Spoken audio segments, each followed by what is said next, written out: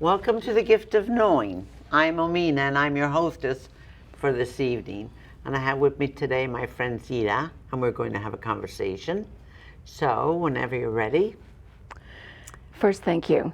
Oh, you're welcome. Thank you. This is been a mutually beneficial opportunity. I have a lot of questions I want to ask you. Some are general and some are personal. Wonderful. Okay, so I'm going to begin with a personal one.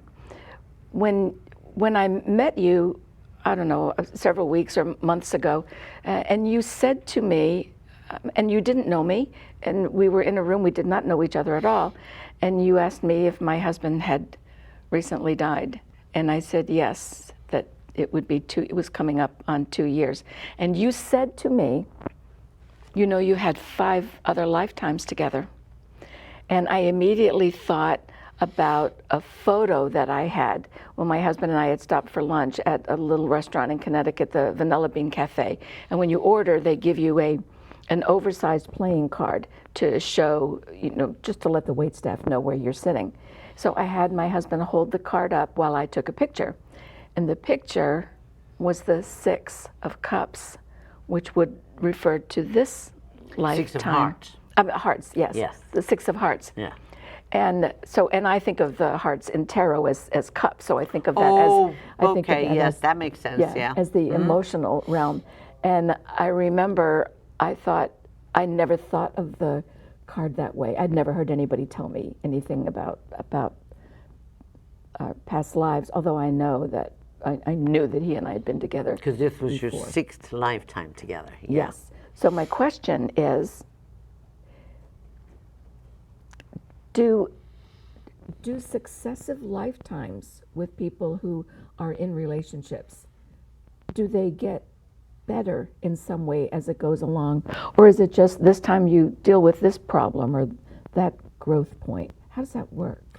Well, it depends. You can do, like, let's say for you, what was your husband's name again? Richard, I called him Dick. Okay.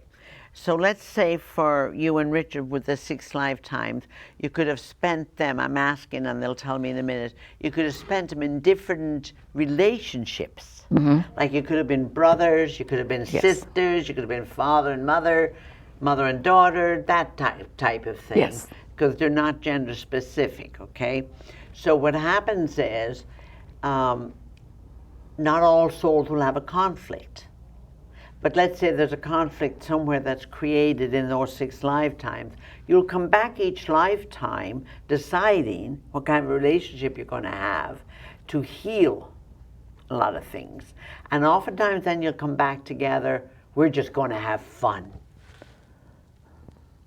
Because the conflict, you've both come to some level of maturity where the conflict is not so great. There were certainly conflicts, just one human being to another, but they were so minor.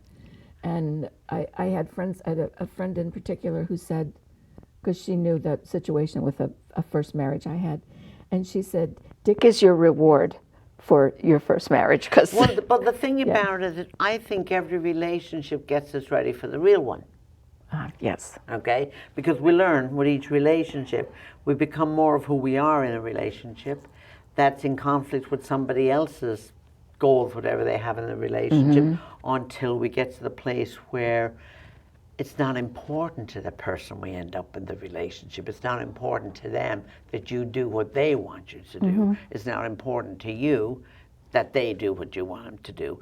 You learn to dance with each other. Yes. Yes. And that's the fun part of it. And Richard is here right now. He popped in. Oh. Yeah. So I'm not surprised. I'm not surprised either. I think he's telling me he floats around a lot because he has not totally embraced his new surroundings yet. It's not that he's opposed to it. He appears to be the type of a soul or personality that has to be very sure in whatever steps he's going to take. Mm-hmm. And that's what he's doing now. That hasn't changed much. He has to sort of feel it out and say, this is the right way for me to go. And then when that feels comfortable enough to him, he moves on. Yeah, not spontaneous as such. No, you would not call him spontaneous. Yeah. He would be more diligent about planner. He was a bit of a planner. Care. Yeah.